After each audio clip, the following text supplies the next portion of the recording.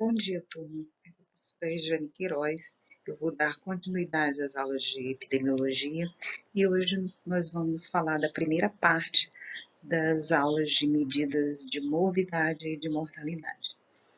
Nós teremos, além dessas duas aulas, uma parte com exercícios, ok? Então, vamos lá. Os objetivos de aprendizagem após as duas aulas gravadas, leitura das referências e realização dos exercícios é conhecer e construir e interpretar as medidas de ocorrência dos agravos, doenças e óbitos na população. Diferenciar os indicadores do tipo razão, proporção e taxa.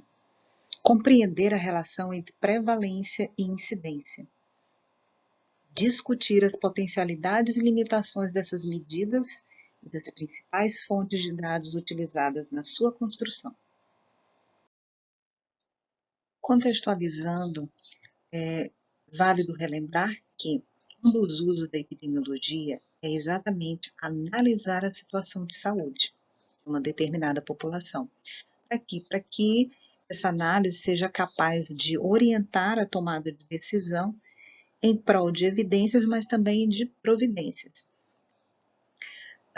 É o que está acontecendo hoje com as medidas que estão sendo informadas diariamente, né, de novos casos da doença, do novo coronavírus. Isso diariamente, semanalmente, tem sido tomadas algumas medidas no sentido de conter o avanço dessa doença. Além disso, é importante que a gente saiba como esses agravos se distribuem segundo condições de vida, sociais, econômicas, culturais, políticas, entre outras, que representam também indicadores, mas que não é o foco da nossa aula de hoje, que se foca só nas medidas de morbidade e mortalidade. Por fim, relembrando que essas medidas elas têm que ter uma referência de quem, onde e quando. Qual é a população, em qual localidade nós estamos falando e em que tempo nós estamos também nos referindo. O que é morbidade?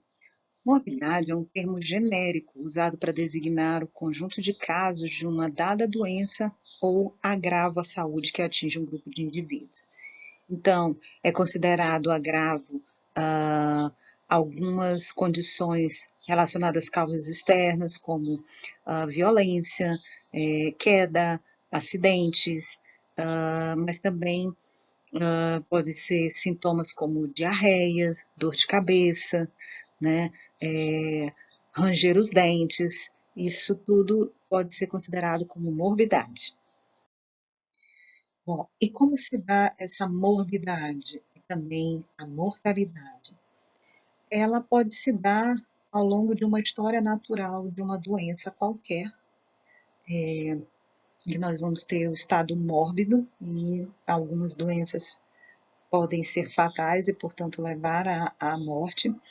E para isso a gente relembra esse processo, que é um processo de saúde, doença, cuidado, onde o indivíduo ele se encontra saudável, né, e tomando como base o novo coronavírus, né, a gente tem uma doença cujo início da doença, né, o contágio acontece aqui, depois de mais ou menos uns 2 dias, você tem os primeiros sintomas, né, dependendo do agravamento ou não, tem pessoas que buscam o atendimento médico.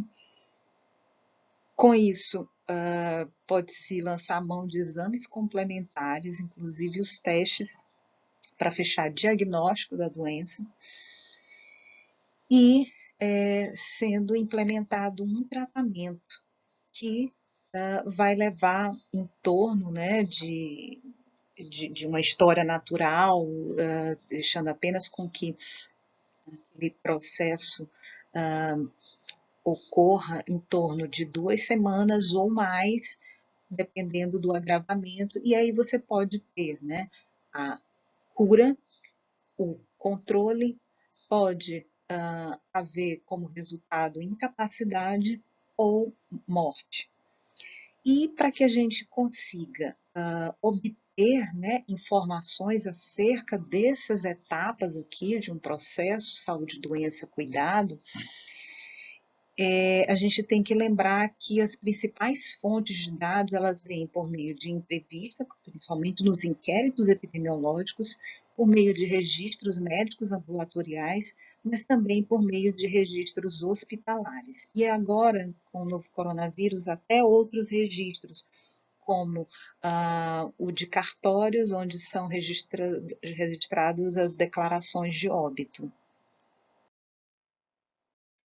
Então, as medidas podem ser expressas em valores absolutos ou valores relativos. O valor absoluto é exatamente o número de casos. E os valores relativos, o nome já está dizendo, é relativo a alguma coisa e que podem ser expressos em forma de razão, proporção, coeficientes ou taxas. Nessa tabela, nesse quadro, a gente tem algumas dessas medidas aqui com expressão dos óbitos, né, por alguma dessas causas de morte no sexo masculino e feminino. A gente tem aqui cerca de 5.220 óbitos em homens e 4.747 em mulheres. Esse é o número de casos de morte, ou número de óbitos. Mas eu posso também ter valores expressos por meio de uma proporção, como 26,3% em homens e 32,4% em mulheres. E uma taxa que é expressa para cada 100 mil habitantes, eu tenho 168,4 óbitos em homens e 150,8 óbitos em mulheres. Então, essas são as formas de expressão as principais formas de expressão dessas medidas. Uma outra forma de exemplificar, já sabemos que esses valores relativos são relativos a alguma coisa. Se eu quiser relativizar em relação à população, eu tenho uma taxa, um coeficiente em que vai me expressar o número de pessoas com Covid-19 em São Luís em 2020. Se eu quiser verificar a relação em relação ao total de óbitos, eu posso calcular a proporção de óbitos por Covid-19 no total de óbitos em São Luís em 2020. E se eu quiser saber a relação em um evento relacionado com outro, eu posso usar a medida razão, como a razão entre o número de casos de Covid-19 entre homens e mulheres. Bom, então a razão, ela é a divisão de dois valores, em geral, com medidas ou base de cálculo diferente. E, portanto, ela varia de zero a mais infinito. Como exemplo, a gente tem a razão de sexo, é muito comum.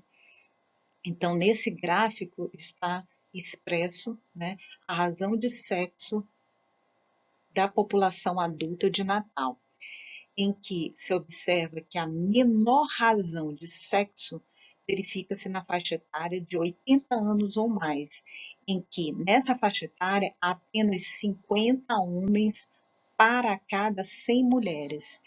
Então, é a, a menor. A maior razão que expressa uma equivalência maior está na idade de 20 ou 24 anos. E a proporção? Proporção é toda razão em que o numerador está contido no denominador.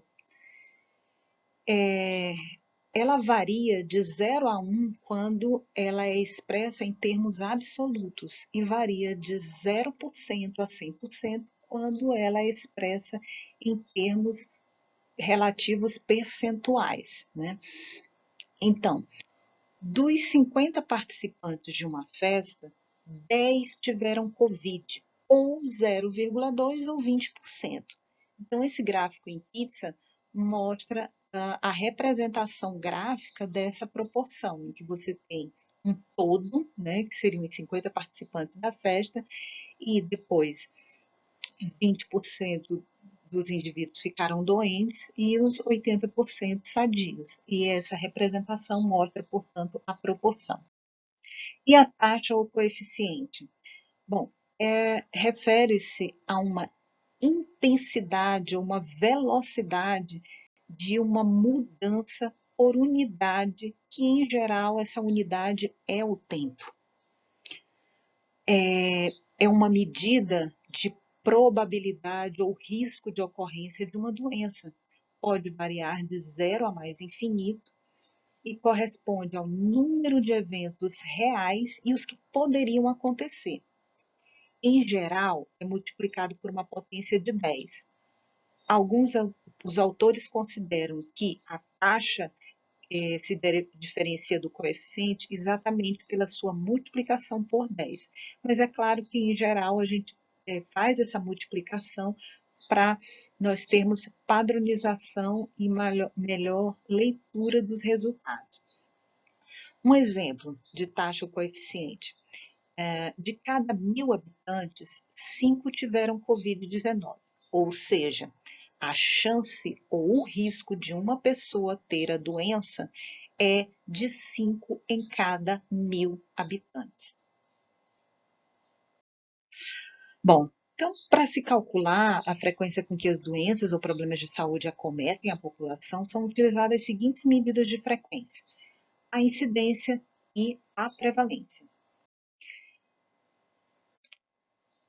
Incidência corresponde ao número de casos novos. Prevalência corresponde ao número de casos existentes, ou seja, compreende tanto os casos novos quanto os casos antigos. A incidência corresponde a uma medida dinâmica, né? A gente tende a compará-la como se fosse um filme, e a prevalência é uma medida estática, a gente compara ela como se fosse uma fotografia. Um exemplo disso é que, por exemplo, diariamente nós estamos vendo os casos novos de Covid, seja de abrangência da capital, do estado, ou do Brasil, ou de outros países. E isso nos dá, dia a dia, uma dinamicidade da doença, né, do avanço.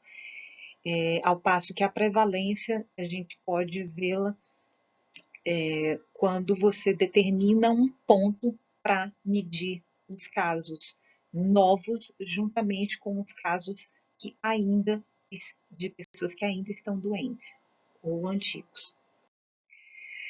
Então, a gente pode dizer, né, que a prevalência ela sofre influência da incidência, sofre influência também da duração da doença, mas sofre influência também de migrações de pessoas doentes, né?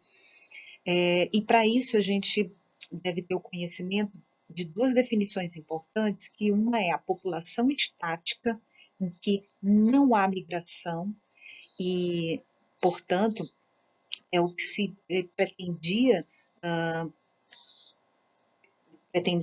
que ocorresse, né, com a contenção dos casos, para que a gente tivesse uma contagem em cima de uma população estática, né, no caso do Covid, evitando, portanto,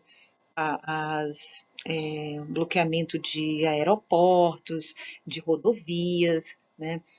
Mas também a gente tem que entender uma outra definição, que é o de doença estática. A doença estática é quando a sua incidência e a sua duração, elas são constantes, ou seja, elas não mudam, né? E isso, às vezes, há Isso acontece em algumas doenças. No caso da Covid-19, devido à sua gravidade, a gente tem durações diferentes, mas se todos os casos brandos, em geral, somem com 2 semanas, mas a sua incidência, ela tem sido alta. Nós vamos ver lá na frente o que isso quer dizer, né, a velocidade dessa doença. Então, por exemplo, para a gente compreender um pouco melhor a interposição de, de alguns recursos, né, para tentar conter o avanço da doença, eles podem ter uma influência tanto na prevalência quanto na incidência. Por exemplo, o uso de um novo medicamento no tratamento, vamos dizer, da COVID. Eu vou, então, aumentar a sobrevida dos pacientes que estão internados, e isso, portanto, aumenta a prevalência da doença, que eu tenho mais casos que se mantêm, né, com a doença por mais tempo. Por outro lado, não afeta a incidência. Isso por quê? Porque essa medida, que é um novo medicamento no tratamento, ela se encontra lá na frente, conforme a história natural, né, do processo saúde e doença, e a gente vai tá mostrando aqui embaixo. Então, o início da doença não vai mudar nada, novos casos estão surgindo, isso não muda a incidência, não foi uma medida que se deu ainda antes de, de ocorrer o caso, né, a doença, mas, sobretudo, ocorreu ali durante o tratamento, e isso pode levar a seta a se prolongar mais para que o desfecho seja uma daqueles resultados, né? A cura, em geral, da Covid, a cura, a morte e talvez as sequelas de incapacidade que a gente ainda não tem ainda estudos sobre isso. E aqui, com essas fotos, a gente pode mostrar, né, esquematicamente, como é que esses fatores interferem na prevalência.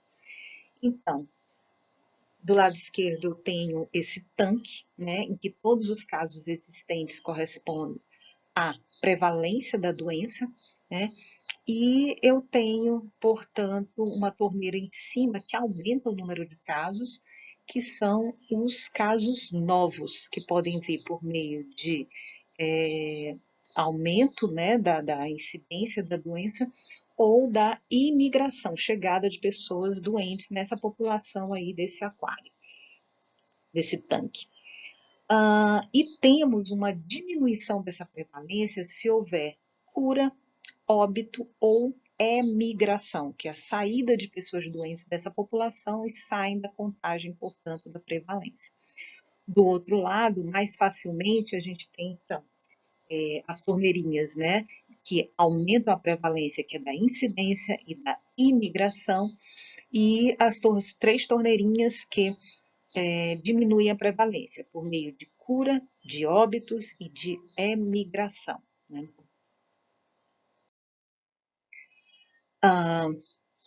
Outro aspecto importante para a gente compreender o que interfere na prevalência é a velocidade de agregação dos casos novos ou dos casos incidentes.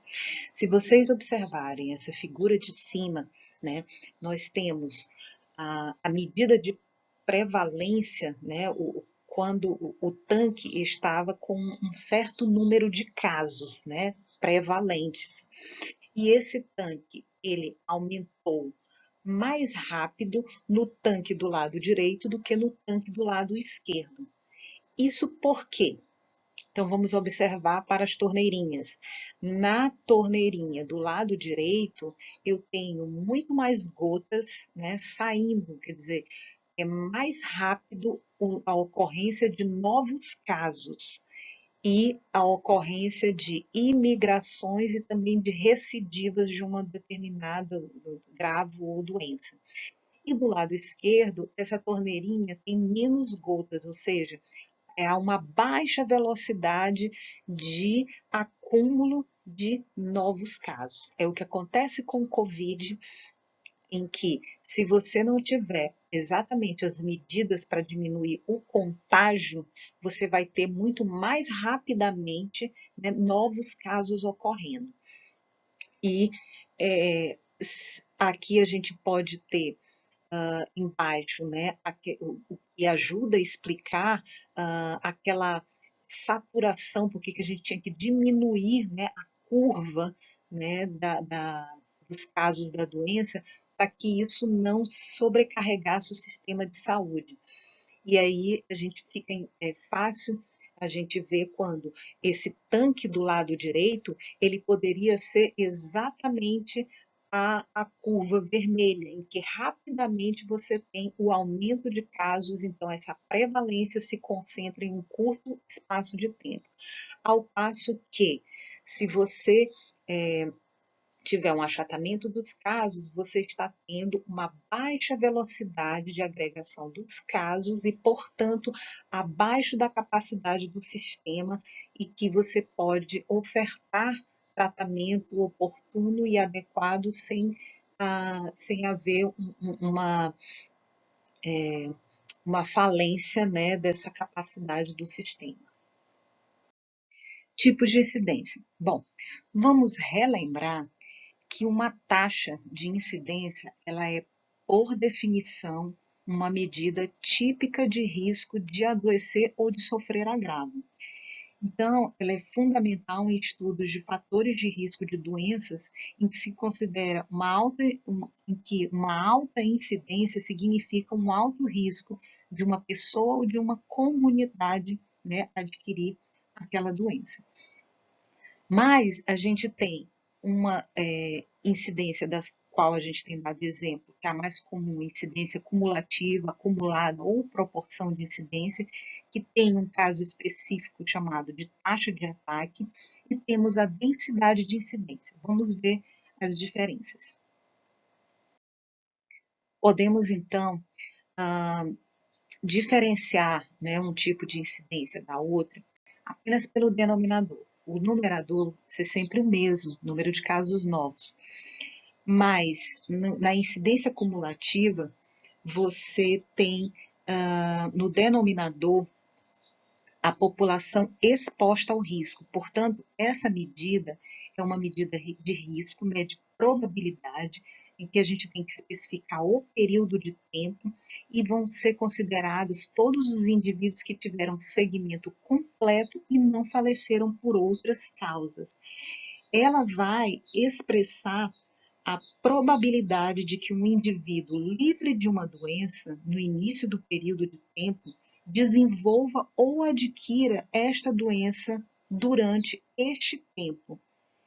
E aí ela é considerada a incidência cumulativa.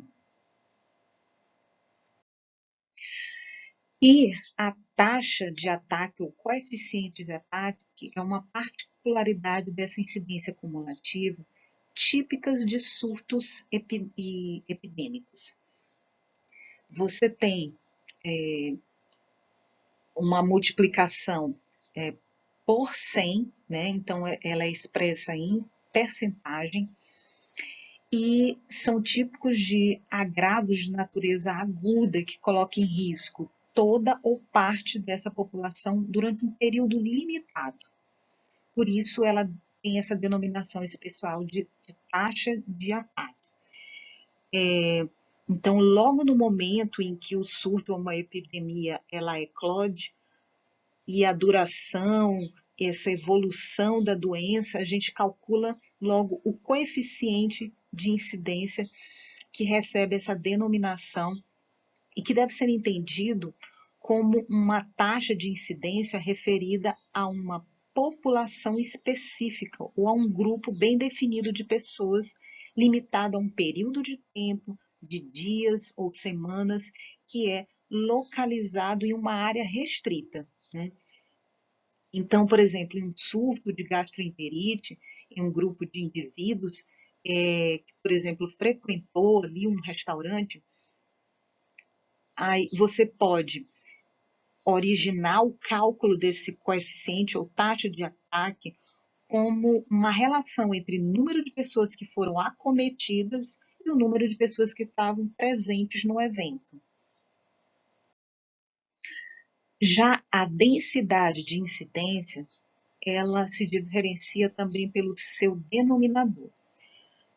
Mas vale ressaltar que ela é um tipo de incidência que a gente estima uma taxa média de ocorrência de uma doença na população exposta em um determinado período de tempo. Portanto, ela se denomina densidade de incidência. E no seu denominador, você utiliza o número de pessoas ano, pode ser, olha, pessoas tempo, que pode ser pessoa ano, pessoa dia, né? E esse conceito, ele é análogo a como se fosse uma velocidade média, né? Daí a gente pode identificar que esse número de pessoas tempo no denominador ele é obtido pela soma dos tempos dos indivíduos que foram acompanhados por períodos diferentes. Soma-se a duração desse período de segmento e temos uma medida que ela é muito utilizada em estudos de segmento que são aplicadas a estudos para se relacionar causa e efeito. Então, à semelhança da incidência, nós também temos os tipos de prevalência que se diferenciam basicamente pelo seu denominador. Assim, para o cálculo da prevalência, o período de tempo de referência é especialmente importante para a gente dar significado e interpretação desse resultado. Então, se uma medida se refere a um ponto, né, de um período, por exemplo, um dia, né, a essa a gente chama de prevalência pontual, ou prevalência instantânea, ou prevalência momentânea. Mas, se essa prevalência ela é relacionada a um lapso de tempo, como um mês, um ano, né, nesse caso, deve ser esclarecido no número de casos dessa doença, aquelas que existem e aquelas que sobreviveram até a data limite para o qual você está calculando esse indicador. Tá? Então, você contabiliza casos anteriormente conhecidos que ainda existem com casos novos que foram diagnosticados desde a data da última contagem da qual você está se referindo. Então, por exemplo, para a gente entender melhor, né? Quando você põe uma determinada população a partir de 31 de julho a um determinado dano, você já tinha 30 casos determinados dessa doença. Só que no decorrer do mês de agosto, esse contingente, por diversos motivos, ele sofreu uma baixa em 5 dos casos antigos e acresceu 10 casos novos diagnosticados. Significa, portanto, que a prevalência dessa doença, agora no mês de agosto, será de 35 casos. Dessa forma, fica evidente que a variação da frequência de pessoas doentes, ela depende, por um lado, do número daquelas que são excluídas do contingente por cura, por óbito, ou por pessoas que emigraram, mas, por outro lado, esse quantitativo ainda é incorporado a casos novos que surgiram nessa comunidade, ou pessoas que imigraram já doentes. Portanto, isso se dá a dinamicidade da variação do número de casos de uma doença e que, se você quiser medi-la num determinado ponto do tempo, você conseguirá identificar o dia da semana, o mês, né, ou o ano, ao passo que na prevalência lápsica ou de período, você abrange um lapso de tempo mais ou menos longo. E aí ela expressa um número total de casos de uma doença que que a gente pode dizer que existiu durante um período de tempo e que consiste na soma, né, de uma prevalência pontual lá no começo do período especificado até o final deste período, né? Vamos ver alguns exemplos. Aqui é uma forma que você tem de medir nos inquéritos, uma forma em que você possa definir como prevalência pontual, quando você pergunta: você tem asma atualmente? Então, é naquele momento, né, corresponde àquela prevalência pontual. Já se você se refere a um período como o último ano, quer dizer, em torno de, ou nos últimos 12 meses, você se refere a um período de lapso de tempo maior. Nessa figura, a gente pode observar a relação das medidas em relação ao tempo. Então, nós temos aqui num eixo, né, as características das pessoas e no outro eixo o tempo, que corresponde a T0, T1 e T2. E as pessoas que correspondem a pessoas que já se encontravam e permanecem doentes naquele tempo, que é o A0, o A1 e o A2.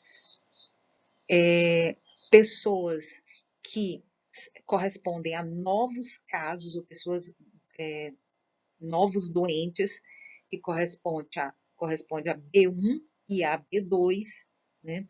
E pessoas que estavam saudáveis nesse tempo, C0, C1 e C2.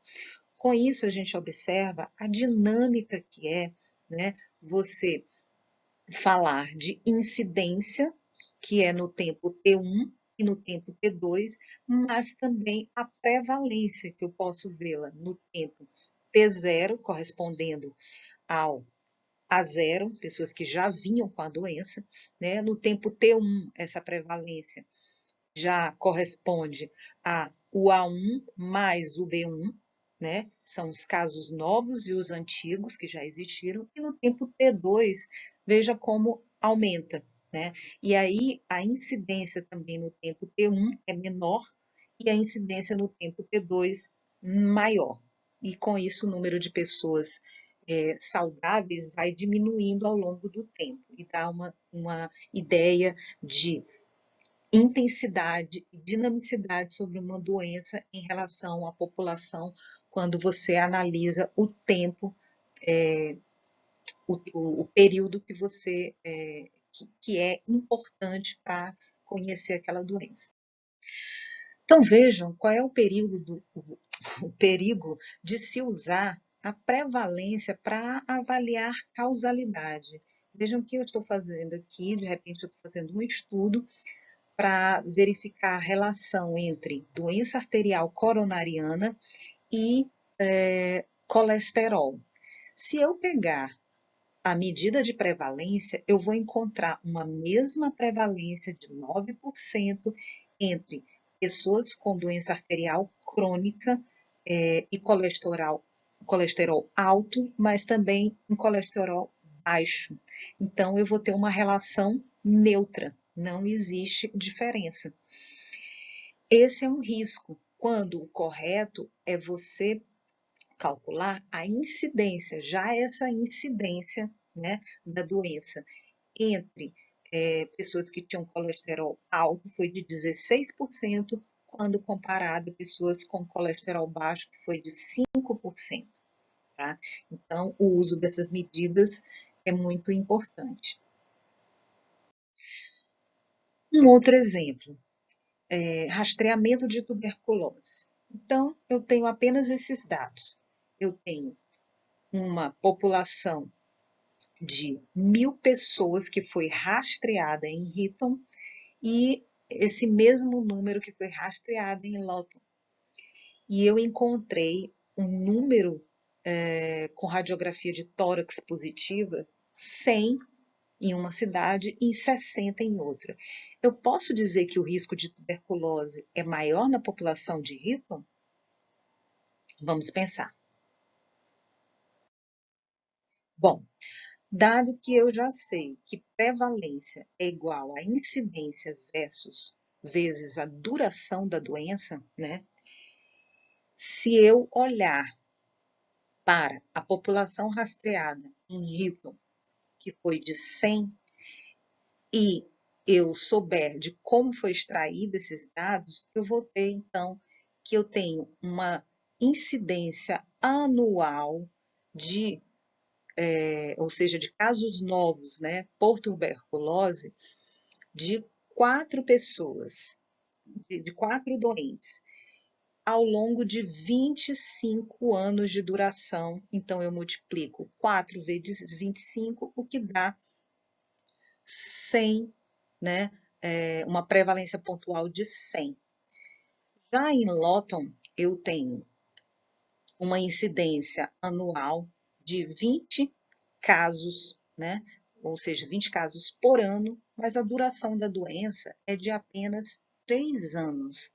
Quando eu multiplico 3 vezes 20, eu então tenho uma prevalência pontual de 60.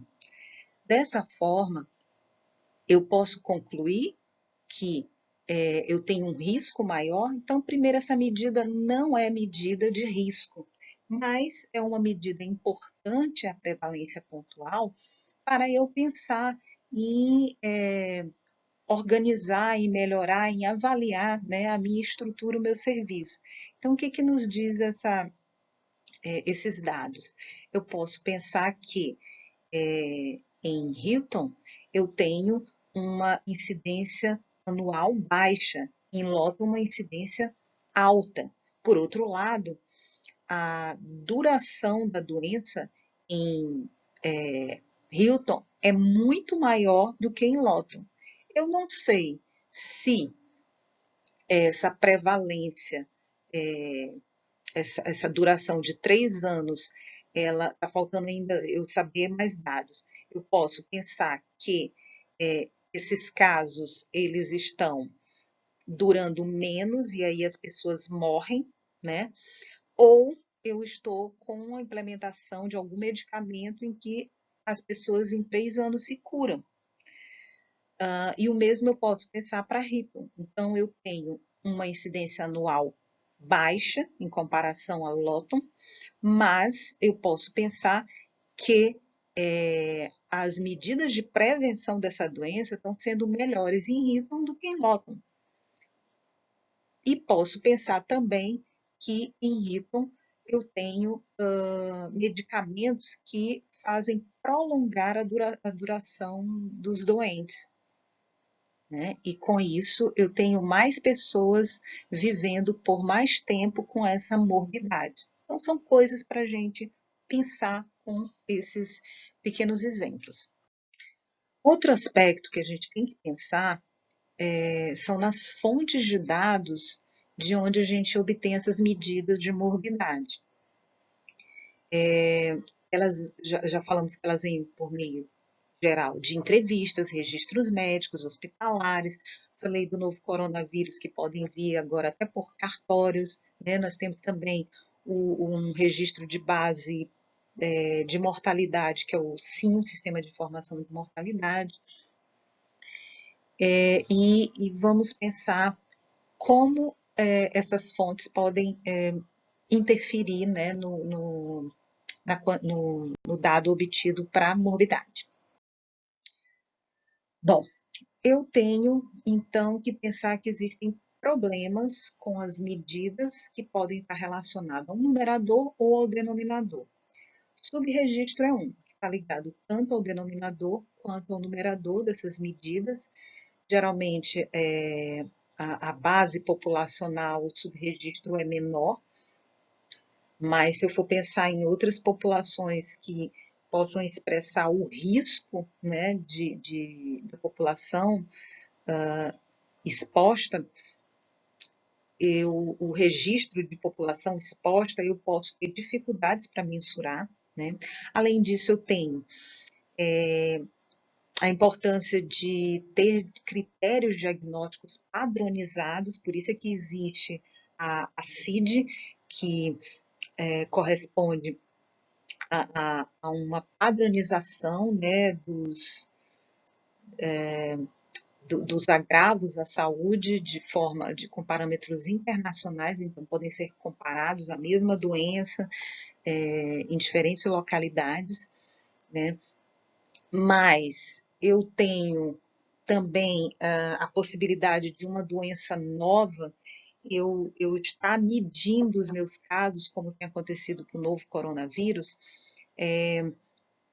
apenas relacionados à padronização do teste.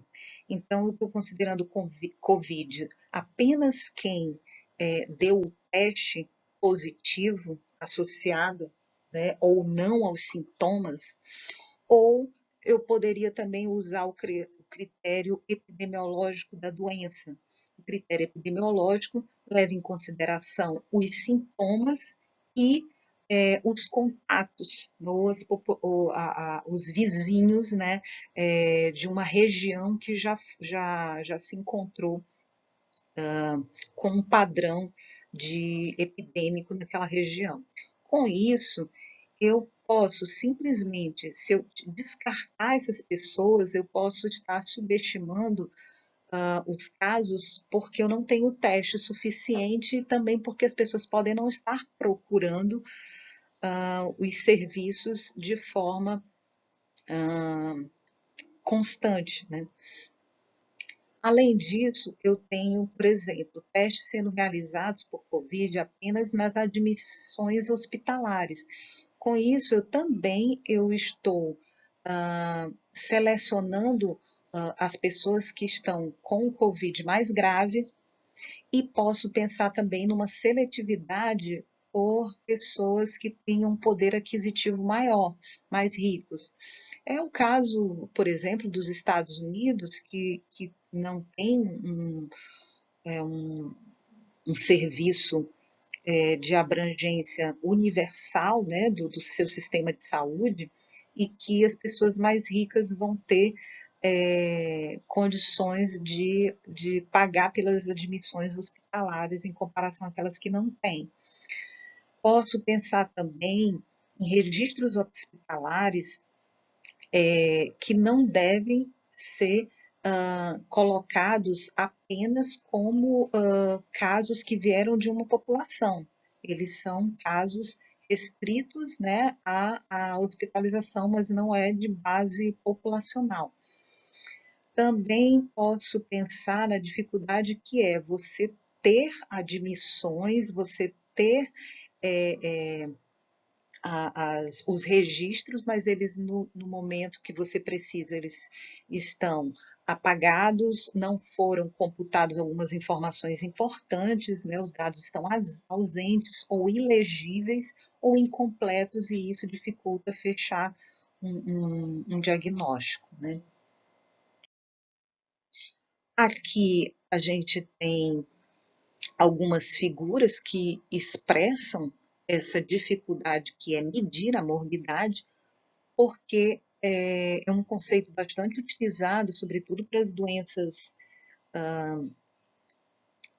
agudas, né, infecciosas, que é o conceito de iceberg. O iceberg, a gente sabe que o que a gente vê é muito menor do que se apresenta embaixo, né? Então, o que nós conseguimos ver, quer dizer, registrar, basicamente são os óbitos, né?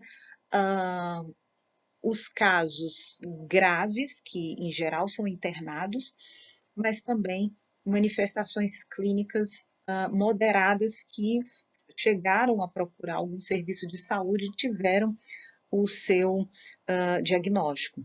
Portanto, essa é a ponta do iceberg, é só o que consegue ser medido, mas o que não consegue, em geral, ser mensurado, né?